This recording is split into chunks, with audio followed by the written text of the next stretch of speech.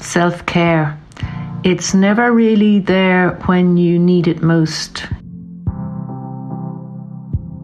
It's easiest when you're already feeling fine, then you can care for yourself perfectly well. I have to say I feel like something of a hypocrite talking about self-care and nurturing the artist within, because while I logically know what I need to do, I can be absolutely desperate in taking my own advice.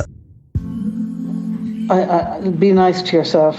That's for starters. But sometimes I don't.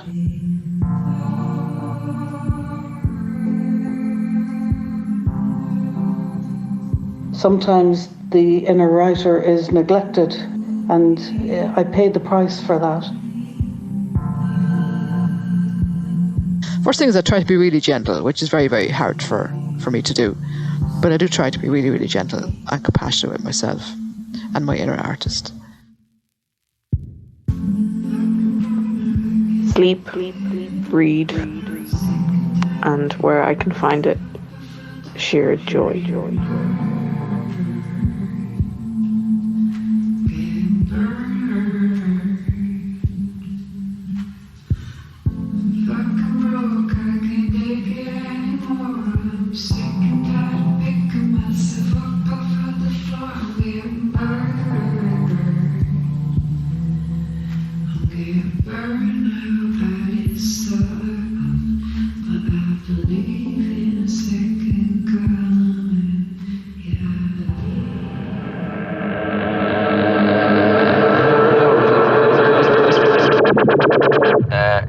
Self-care as a writer is to just take breaks from writing. That doesn't mean not doing anything, but it does mean just doing something else.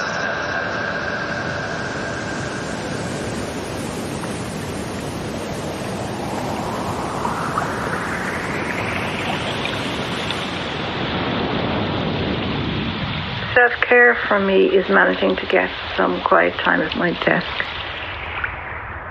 I find I need quiet time first thing in the mornings.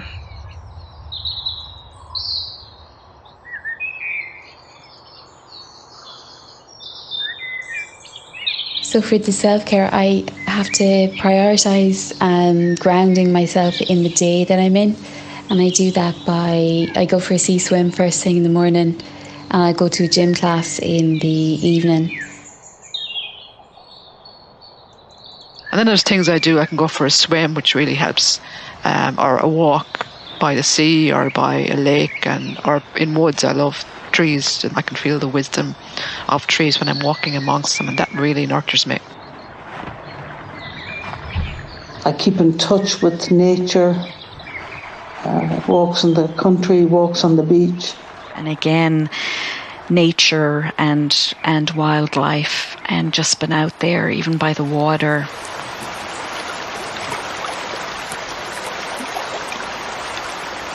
And both those activities are so physical and so different from writing and thinking and sitting down that they're just really good for me for balance. I think you have to build on your experiences to call on your dormant spirit. You have to find that inner belief in yourself. I do meditate a lot. I meditate twice a day, and that definitely helps to fill the well. I meditate a good bit. I meditate. I do self-hypnosis, and I try to eat well, sleep well, Self-care as a writer is to just take breaks from writing. That doesn't mean not doing anything, but it does mean just doing something else. I take photos. And I do that constantly. The light in my kitchen in autumn, a sunset, what I see out walking or driving. I believe that in life you should always follow whatever inspires you and seek it out.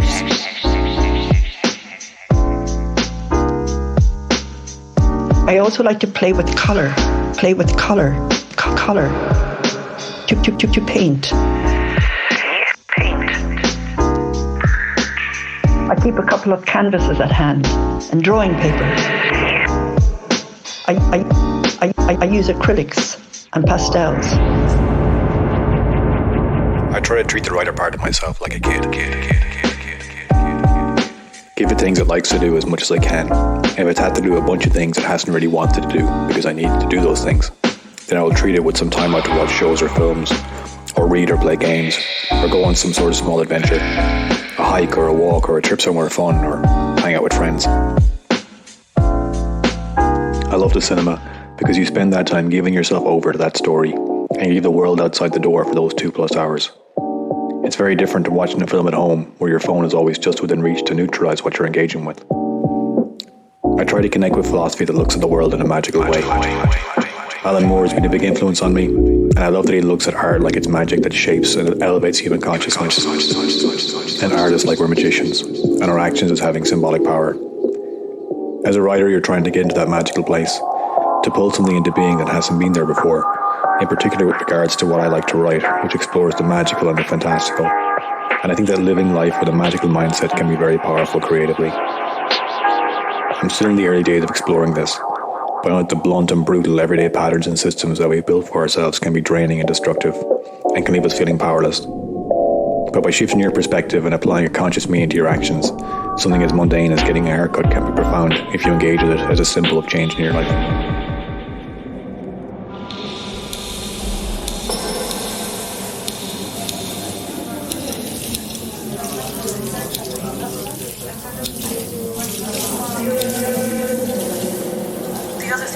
Nurture the artist in me is to listen to music because it helps me dream.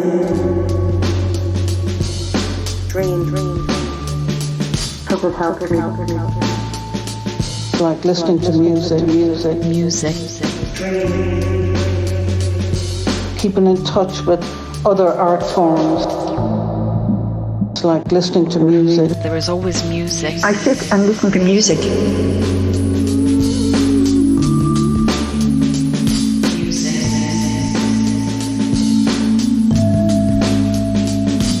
Listen to an awful lot of music.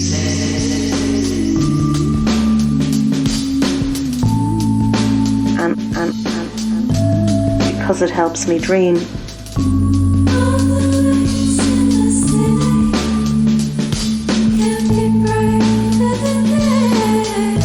There is always music. Very often that is spiritual, like the music of Hildegard of Bingen, or Gregorian chant, or even Native American chant. This quietens my soul and takes me to a deep meditative place.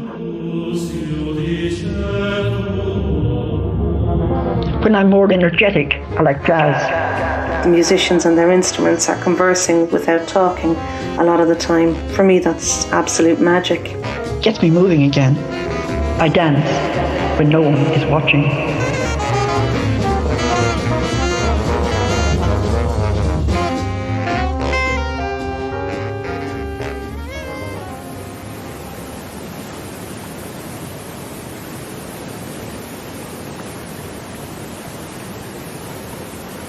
But I love having a long stretch of uninterrupted time. Just to focus on the page, or just to read articles that I've piled up and I just haven't got to in my own daily life. As we head into winter, wrapping myself in a blanket and sitting by the fire to read is also regenerative for me. I am a little beggar man, and begging I have been for 3 score or more in the little Isle of Green. I'm known from reading, but not reading the books I should be reading because they're relevant right now. I mean reading for pleasure. Of all the trades going, sure begging is the best. Browsing at a bookshop and picking up something and reading the first page and deciding that I have to keep going and buying the book and bringing it home. And I read. Sometimes I read poetry or a good book. And I still read novels and short stories with an eye to, can I learn something? Is there something here I haven't seen and that I could use? I head to books on creativity, on craft, on writing. I don't watch much TV at all, but sometimes a well-written movie or show will do that for me as well. I just try to feed, my mind interesting films and music. I enjoy that. I really do. I enjoy being other writers and saying, "Ooh, Jesus, that's good. How did she manage that?" Some of my favourites are Natalie Goldberg and yes, Julia Cameron. But I immerse myself in well-known writers and maybe other writers that just talk the craft very well. I met a little flaxy hair girl one day. Good morning, little flaxy hair girl, I'd say. Good morning, little. Sometimes reading for pleasure for me even means going back to a book or a story I've read before and savouring it all over again, because it always works to remind me why I want to do this, why I want to write.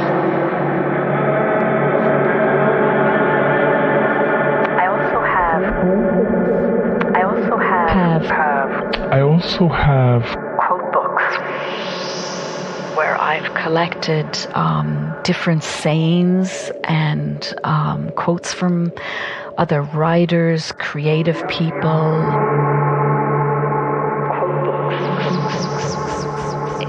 Anything where it just stimulates the dry patches that I might go through, and it usually all of those things combined work. They always work.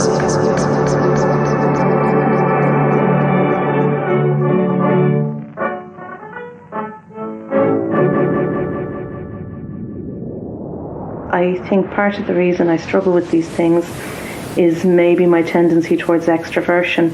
I love to be out and about meeting people, but my writer self has more of a need for a quiet time, so there's always that tension in me. I try and organise it that if there's somebody else in the house, that I get up an hour or two before the person. I just need that time to myself before I've even said good morning to anybody else.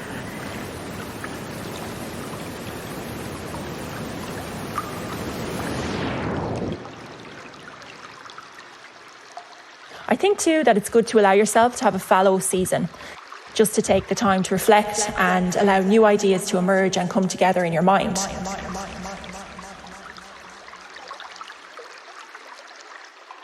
It's important for me to have new experiences and travel and meet a range of people. Having a bit of a social life, meeting people and just having the crack.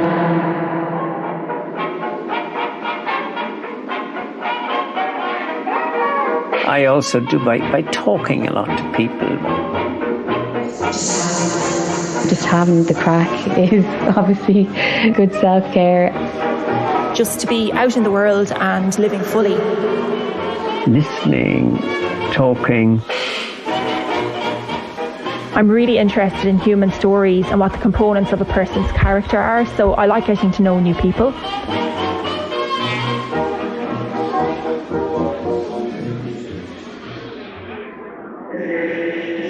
This is about being a part of something bigger.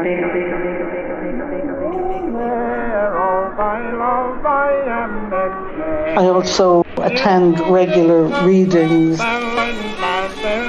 and launches and try to keep up with new collections and new work. It's great to chat to other creatives and to other writers. It can be very inspiring, very nourishing as well. Yeah, and self-care is being in the company of other people who have the same interest. To be part of a writing group or more than one group, to attend workshops regularly on craft and to get feedback on your work. I think all of those things help. I find that listening to other writers sometimes can just, if I'm stuck with something, can be the thing that will unstick me. Hair golden hair in wrinklet rare hangs o'er hair snowy neck. Probably the most important thing that I do to nurture my inner artist is surrounding myself with other creative, like-minded, positive, supportive and encouraging people So I think what I find best is the couple of friends I have who are writers, who are people I trust, whose judgment I trust. I've quite a number of friends who write, and they understand the frustrations and the pain of being a writer. I think it's really important to have network supports. They understand how awful it can be to not be able to get out the story you want to tell, or to be unsure about how to tell it. And I'm very lucky to have some really genuine writer friends who I can share the love and the joy and the disappointments of the writing life with. And they're people who I know have my back and who genuinely are supportive and delight when I do well, as I delight when they do well. They understand the highs of publication acceptance and the lows of another rejection, and they understand how much this stuff matters in a way that other people don't. And letting off steam to them, or having good long conversations about life as well as about work, I find that is like balm for the inner artist.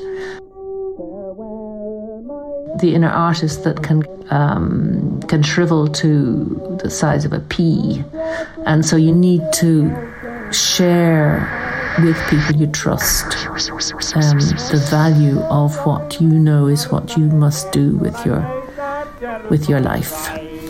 And I roll her in my yard down by the 10-yard side. Your own writing community believe in you when you can't hold on to your own self-belief, and that is very, very needed sometimes.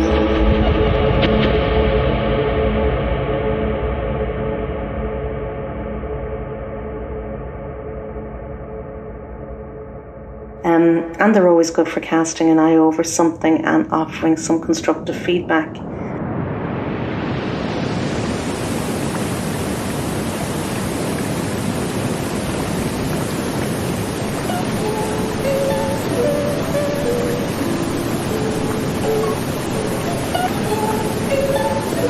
I think that when you are nurturing your inner artist, you're almost saying to yourself, look, it's all right, it's safe to come out and play, to come out and write.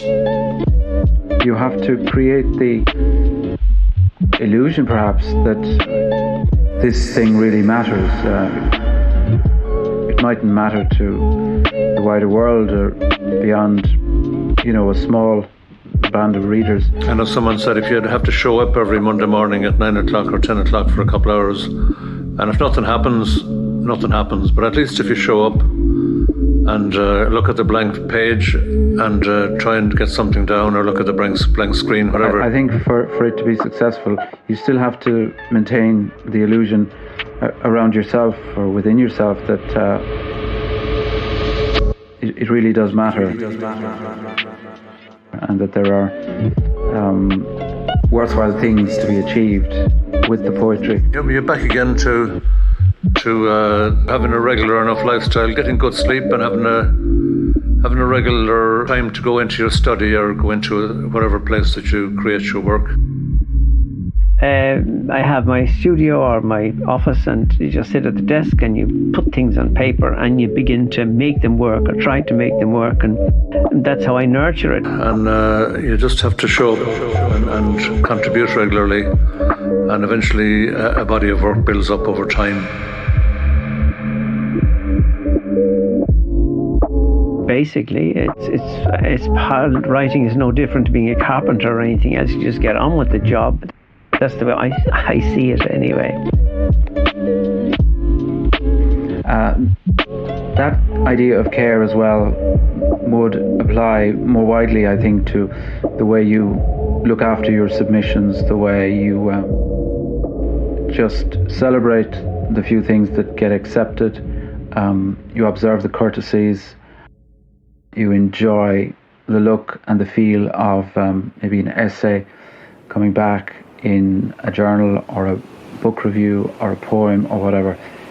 the mechanics and the materials of the craft mean quite a lot to me. And I suppose now that I've said all of that, maybe self-care is as simple as giving myself the time and space to do all of the above. Oh, and the other thing for self-care is I stay off Twitter.